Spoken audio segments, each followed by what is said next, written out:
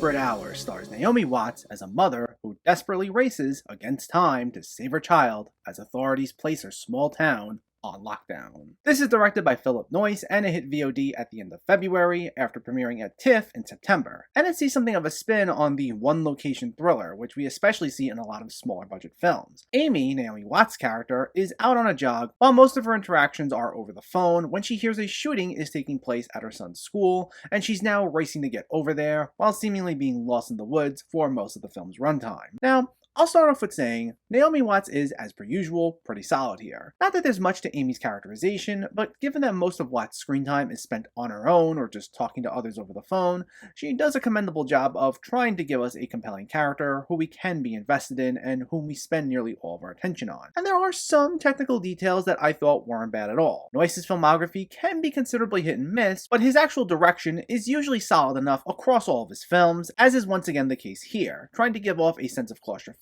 as Amy's stuck in the woods. And he tries giving this a sense of style, along with a decent enough score that tries setting the mood. So while those elements prevent this film from being an outright terrible movie, this is otherwise a misguided effort. Tackling the subject of school shootings is tricky, especially as it's an ongoing prevalent issue, and to see such a subject be used to tell a pretty standard thriller in the interest of providing entertainment value is a bit tasteless if you ask me. Not that there haven't been movies that address the topic before and have worked, see last year's Mass, but whereas that film looked to offer some social commentary on the subject while also giving us a rich character drama, The Desperate Hour, while maybe not intending so, comes off like it's exploiting the subject, especially as it offers nothing to say on it, instead trying to portray Amy as an outside hero coming to save the day. So it tries taking a romanticized portrayal of an awful real-world issue, and that just didn't sit right with me. Now there are attempts to give us something meaningful in terms of its character development, though a lot of that comes off as hokey. The big thing is how this just so happens to take place a year after Amy lost her husband, and the family is still grieving. And the main events of the film are meant to play into this arc in some way as she races against the clock to save her son. Though not only is this line of events so incredibly contrived,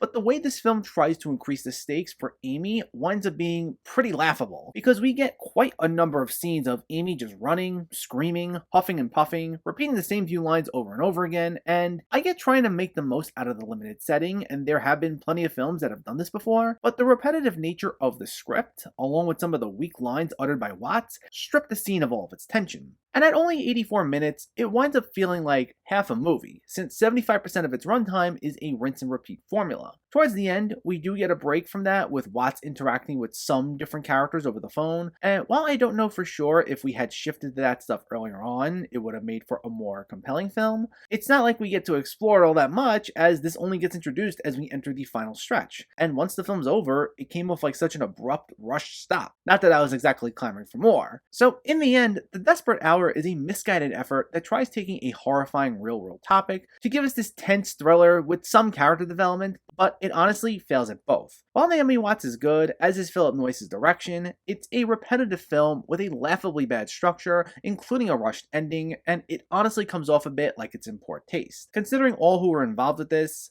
was certainly a disappointment. The Desperate Hour gets a 4.5 out of 10. So let me know, did you see The Desperate Hour, or are you planning to see it, and what were your thoughts? Did you think it wasn't all that bad? Did you like Naomi Watts' performance? Let me know in the comments below so we can discuss. Also, if you enjoyed this video, please give it a like and share it, and for more movie reviews and film discussion, please make sure to hit that subscribe button to stay updated. Thanks for watching everyone, and keep having fun with film.